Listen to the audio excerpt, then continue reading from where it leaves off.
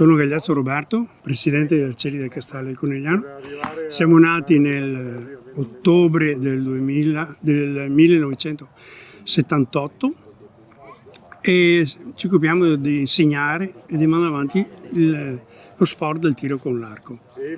Abbiamo, nel periodo invernale, siamo su una palestra qua a Zoppa Sarena, sulla sala Cortesia, e poi il nostro campo d'estate, estivo, è a Ramera, San Michele Ramera, e là abbiamo tutto il nostro grande campo. Siamo una società di 70 soci,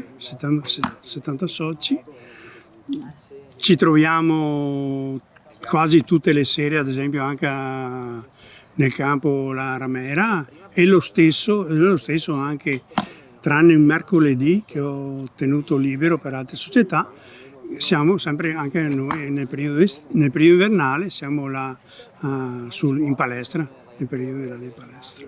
Noi abbiamo, ad esempio, due atleti, uno è Asia Pellizzari, che è disabile, che è in carrozzina, e l'altro atleta è Paolo Tonò, lo stesso disabile, anche lui in carrozzina, e hanno preso già il pass per andare a Parigi per fare le Olimpiadi.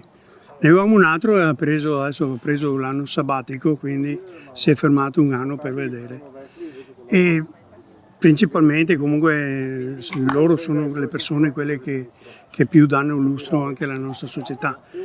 Se viene qualcuno non è un problema, perché abbiamo anche dei tecnici qualificati in modo tale da poter seguire anche loro.